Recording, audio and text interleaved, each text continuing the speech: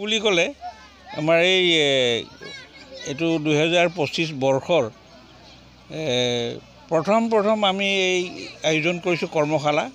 ইয়াত আমাৰ উদ্যোগীসকল আছে, বিশেষকৈ মহিলা সমিতিৰ নামটো কি আছিলে? বিষ্ণুৰাগ মহিলা সমিতিৰ উদ্যোগত এই অনুষ্ঠানভাগি আয়োজন কৰা হৈছে।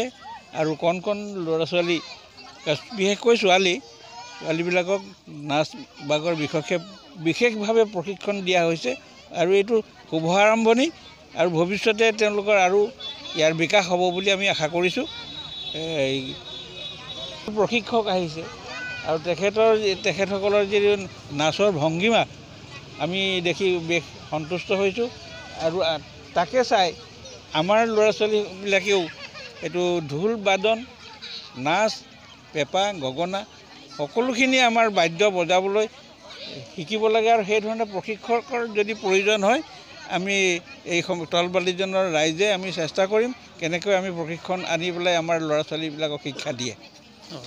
আৰু আমাৰ ল'ৰা ছোৱালীবিলাকৰ উজ্জ্বল ভৱিষ্যত কামনা কৰিছোঁ, সকলোৰে আশীৰ্বাদ বিচাৰিছোঁ। আৰু মহিলাসকলো সংগঠিত হৈ আমাৰ কৃষ্টি সংস্কৃতি ৰক্ষাৰ বাবে ওলাই আহক, ইয়াকে আশা কৰিছোঁ। আৰু আপোনালোকৰ দ্বাৰাই মই সকলো ৰাইজকে নমস্কাৰ জনাইছোঁ। আজি যিহেতু ৰাইজে আজি উপস্থিত থাকি আমাৰ সেই কৰ্মশালাটো সুন্দৰ কৰিলে, গতিকে বহুত ধন্যবাদ ৰাইজলৈ।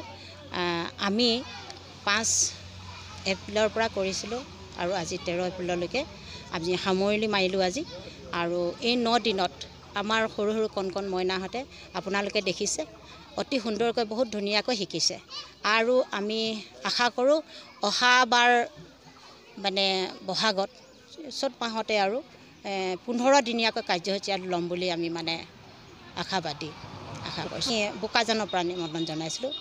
আৰু ইয়াত মানে ঢুলীয়া কৰি প্ৰথমতে 92 মানে আছিলে, 92 গৰাকী আছিলে। এতিয়া বাহিৰৰ পৰা আহিছিলে, আমাৰ বোকাজান, তাৰপিছত নেপেৰপেটি, কৰ্দৈগুৰি, মানে পূৰা আঞ্চলিকৰ পৰা আহিছিলে আমাৰ ইয়াত।